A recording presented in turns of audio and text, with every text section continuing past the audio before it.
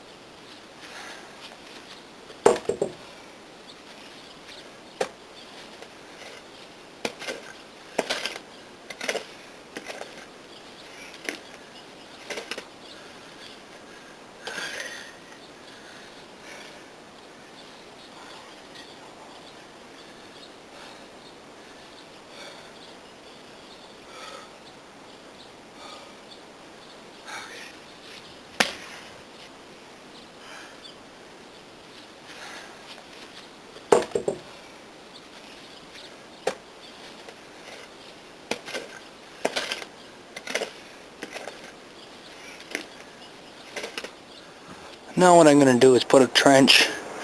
I want to level off some ground to where I have terraces going crossways to catch as much water as it comes down as I can.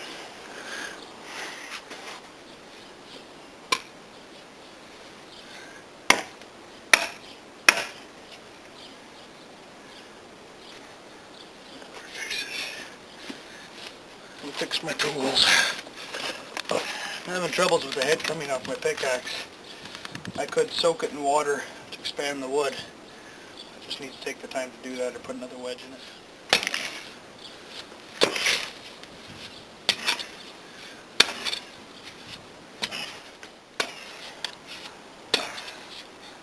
A lot of work.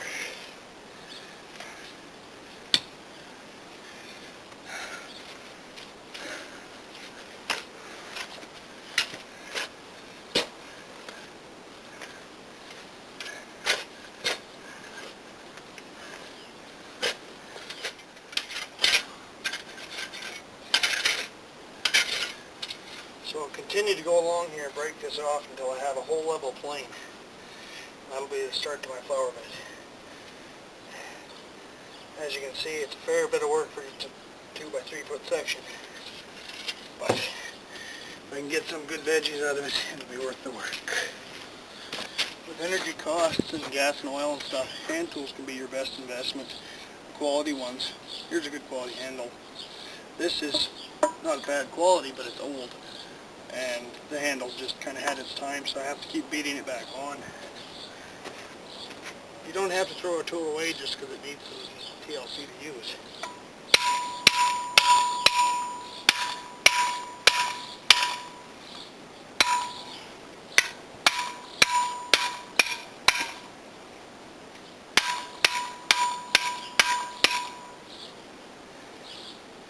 Now what I'm going to do is try to throw another wedge in there.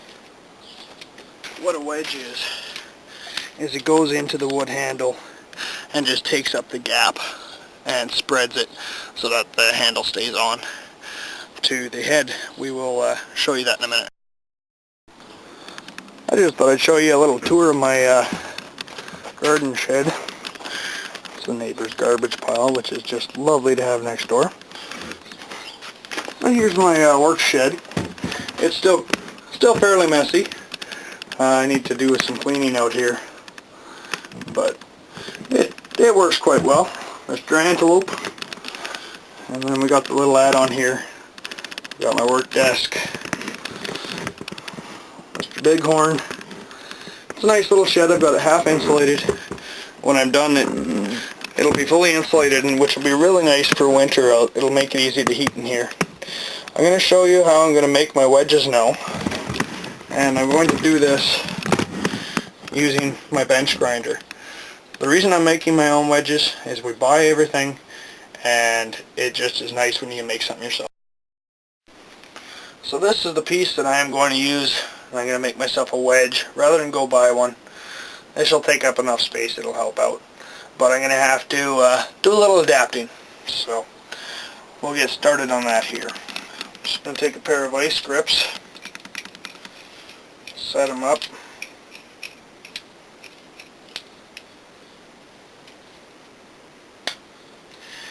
And then we're to the grinder. You want to make sure you're using eye protection whenever you're using power tools like this, for sure. Not even an option. I've actually had my eyes saved by wearing safety glasses, so please definitely take the time to do that. And plug in your power first. One moment. At some point here I'll be hooked up to solar power. I can't wait. That'll be great. But at this point I'm paying for it.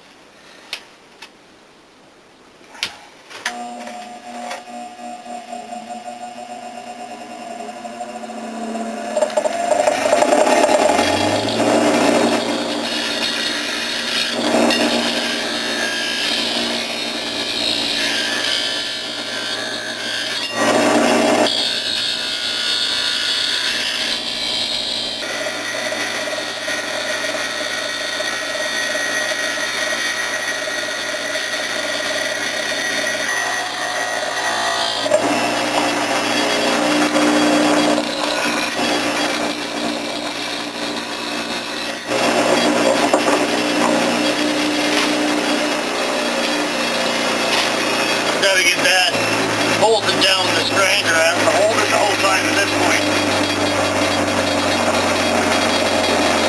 There I have my two pieces. Now I'm going to clean it up. Sharpen one edge.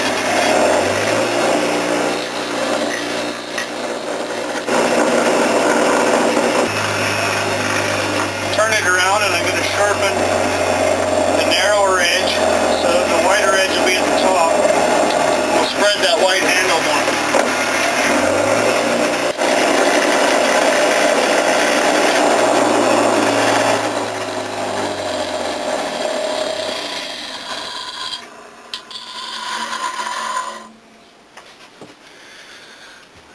It'll be too hot to touch, but there I have my homemade wedge. I'll drive that into the handle of my pickaxe, and that should strengthen it right up for me. So we'll give that a shot here.